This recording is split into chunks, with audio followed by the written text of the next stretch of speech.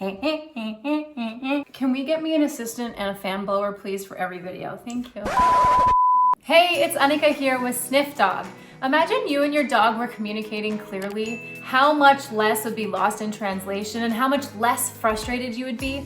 I'm here today to help you understand 3 very commonly misunderstood body language signals that your dog is definitely giving you. At Sniffdog, we're here to teach you how to speak dog. If you can have a better understanding of your dog, you can have a relationship built off trust and fun. We want to come on this wonderful journey of pet ownership with you to help empower the love and connection between you and your pup. It always amazes me that people aren't more interested in canine body language and communication. After all, you spend all day trying to communicate with your dog. That's why we put together these videos in the first place. You must understand what they're saying to you in order to understand what they want or why they're not listening to you. So if you want to speak dog, you need to watch this video to the end and make sure that you are starting to be very observant about which of these signals your dog is or isn't giving you. Before we get started, do not forget to download the training tip sheet. We made it just for you so that you have all of today's information into a beautiful PDF file to stick right on to your fridge. Let's get started. Today's 3 training tips are: number 1, understand fear signals. Tip number 2, understand play signals. And tip number 3, understand warning signs. What you're gonna need for today's video is simply a keen eye and some observation skills and the motivation to have a good relationship with your dog. Tip number 1 is to recognize your dog's fear signals. Now, dogs can be scared of the strangest things, whether it's a pylon, a bag blowing in the wind, a lawn gnome, a statue, a vacuum, loud motorcycles, other dogs, etc. It's very common that dogs have fear of something. Cedar is terrified of my vacuum. Now, I know that because I can recognize his fear signals, but if I didn't understand what fear signals were, I would continuously be accidentally and totally unfairly putting him into the wrong situations that overwhelm him time and time again, just out of sheer ignorance. So, it's very important you understand your dog's fear signals.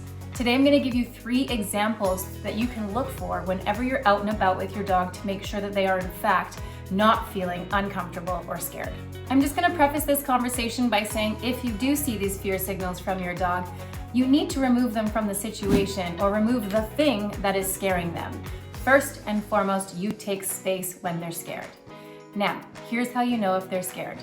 You're going to look for these 3 very common signals. The first fear signal that you're going to start looking for is a very clear look away or head turn. If your dog is scared of something, they're going to look at it, and if it keeps coming up to them, they might avoid the conflict altogether and do one of these. Nothing. And they might just totally avoid making eye contact with that scary thing. They might continuously check back for the scary thing to make sure it's still not there or there.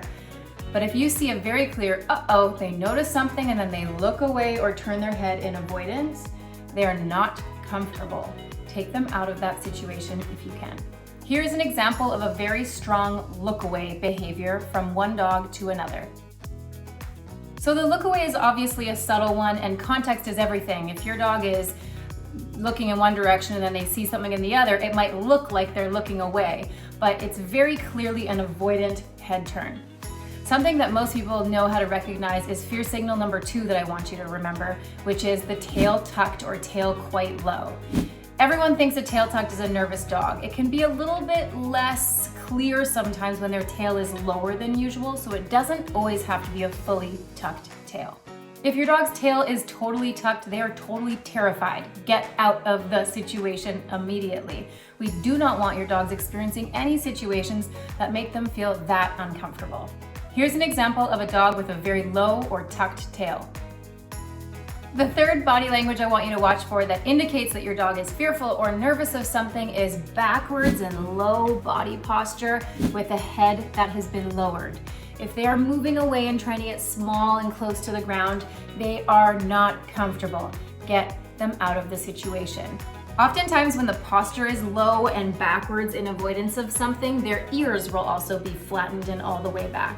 Here's an example of a dog that's exhibiting low body posture with ears back. I've said it once, I've said it twice, and I'll say it 3 times. What do I do when my dog's exhibiting these fear behaviors? You get them the hell out of there. They don't want to be where they are, and they don't want to be experiencing what they're experiencing.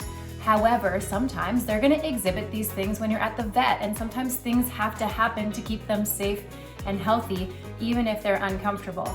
So what you could do if you're seeing these fear signals is have a conversation with your vet about it, for example, or utilize the use of food rewards. If they're looking avoidant and they're a little nervous and you have nowhere to go and nothing to do with them, you could pick them up and give them a whole bunch of treats. But if you have a very large dog, you could just try to associate whatever the scary thing is with food if the first option of getting out of there is not available to you. If you want to help a dog that has fear issues, the simplest thing is to obviously, as I've said many times, take space from it, but also from a greater distance. If they look back at that scary lawn gnome, you could be giving them treats just for looking at it. Yes, scary thing, feed. Yes, you looked at the tarantula, feed. Yes, look how fun it is to notice the blowing bag in the wind, feed. And if they become more comfortable from a distance, you can start walking them up closer and closer to the scary thing, and even cover the scary thing in treats like I do with a vacuum with Cedar, to see if I can get him to think the scary thing is in fact causing him good things. Tip number 2 is understanding your dog's play signals. We covered this a little bit in our recent video about puppy play and socialization, but I'll go into it with a little more detail and example here. Often dog play can be misconstrued as aggression or conflict, and it can be confusing to see if a dog is actually being aggressive with you even. Oftentimes a puppy, if they're biting at you, is being playful. So it's really important to notice these 3 body language behaviors that dogs do to tell you or tell other dogs that what they're doing, although it could be misconstrued, is in fact a play behavior. The first play behavior I want you to start to watch for is the play bow. The play bow is when the elbows go down and their butt goes high. That's when your dog is trying to elicit or invite play with either the people that they're engaging with or other dogs. Your dog might do a nice play bow at the zoomy witching hour, 7 o'clock to 9 o'clock at night, when they're trying to get you to play with them or exercise them. So play bows are beautiful to see. They're very inviting, they're very polite, and all play between dogs should involve play bows every so often. So you definitely want to see this behavior when your dog is engaging with other dogs. Now, play bows are often seen in play, and so is the second behavior I want you to watch for, which is a play signal called the play face. Play face is a loosey-goosey, open mouth, tongue out, happy, even though teeth are showing often, play face. This insinuates your dog is having a fun time, they are not stressed out, and they are just ready to party. The party play face can help you identify whether your dogs are having a nice time playing together or not. Play face is loose and open. That is a good sign that even though the play might be looking a little bit intense, they are in fact having a nice time. The third play signal I want you to watch for is called play mouthing.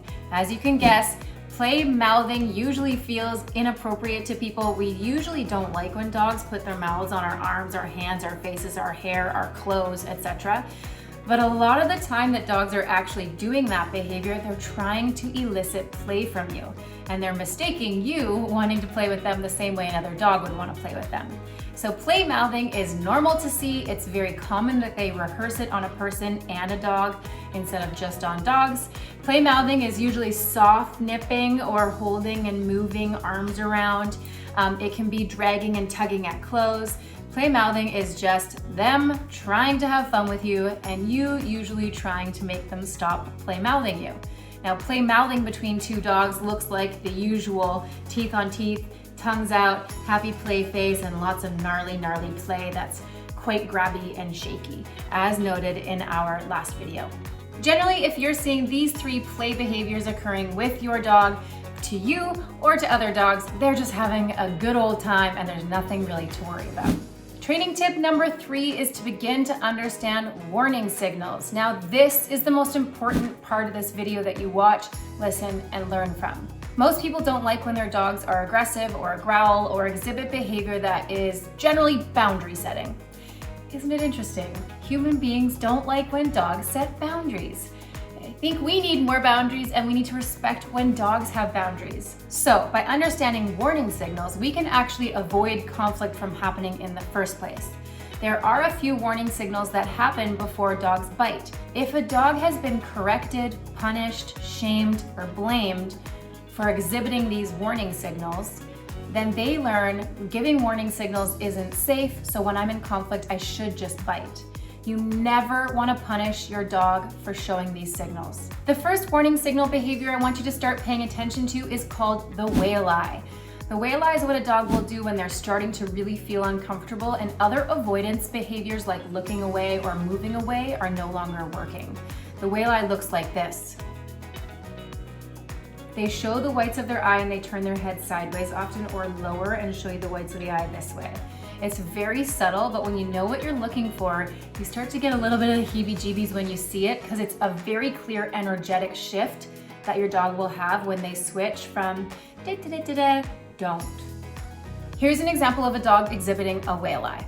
If you see a whale eye, it's really important to move away from the dog. The dog is not enjoying you coming close to them, and if they're not doing it to you, you need to remove the person that is the thing that they are giving the whale eye to. The second warning behavior to really respect and watch for is a lip retraction or a lip lift. It's also called a snarl. It looks something like this. You're welcome for that. Generally, before a dog does a lip lift or a snarl, they'll give you that first whale eye. So you are getting closer and closer to actual conflict here if you ignore those two cues in a row. A lip lift or a lip retraction means your dog is reaching the point of saying to you with their mouth, I don't like what you're doing, you need to stop. Never ever punish them for doing that behavior. You need to listen, back off, and respect their wishes in that moment. And probably work with a force-free trainer if they're dealing with this sort of conflict with you in the home or with strangers. Here is an example of a lip lift and lip retraction. The third warning body language to watch for is actually a growl. Oftentimes you'll get the whale eye and the lip lift first before you get the growl. Sometimes a dog will go straight to a growl instead of the other things, but the major point I want you to take from this is dogs growl. Dogs are allowed to growl. They're allowed to say, stop it, I don't like that. And growling is pretty much the firmest way for them to do that before they actually follow through on nipping or biting somebody.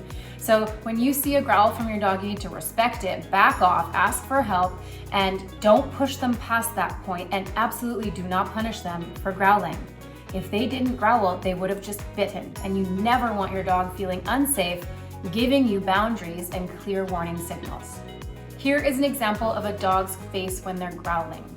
Oftentimes the mouth is shut or the lips are pursed a little bit together and you can barely see their teeth. A growl can be more of a hearing situation or a feeling a rumble situation than it even is a facial expression, but oftentimes they're looking directly at the person that they want to stop doing what they're doing when they growl.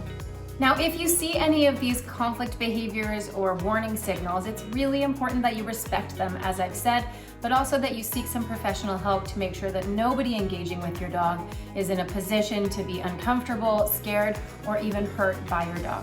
And also, we want to make sure your dog is more comfortable with all of these situations. So I've mentioned a few of these throughout this video, but I'll just remind you because this is very important. If you want to have a respectful relationship with your dog, they have to feel safe telling you when they are and are not comfortable. Things to avoid are projecting your human emotions onto your dog when they're simply just setting some boundaries. Another thing to avoid is correcting any warning signals, as this can lead to them not giving warning signals in the future, leading to more severe aggression concerns. Lastly, never force your dog if they're showing fear signals into doing something that they do not want to do. Approaching scary things for your dog should be on their terms and their time with your help. All right, so that's that. You learned warning signals, you learned play signals, and you learned fear signals. Now go ahead, enter the world with your dog, start to observe this body language, and if you're interested in learning more about this, stay tuned. We've got lots more information, particularly on canine communication and how to understand what they're communicating to you. Thank you guys so much for watching this video. If you're watching from YouTube, please don't forget to subscribe to our channel. Press the notify button so you find out when we give you new videos every week. Like, share, and leave us a comment about what you want to learn more about. If you're watching from Facebook, like, share, and tell your friends. And don't forget to follow us on Instagram. We've got lots of free content there for you as well. Lastly, And most importantly, download our training tip sheet. I made it for you with all of today's information in a compact PDF file so that you can share it with as many people as you want or stick it on your fridge. Enjoy the bloopers. It's so hot in here. Understand fear signals. That's not right. Can we get me an assistant and a fan blower, please, for every video? Thank you. So hot in here.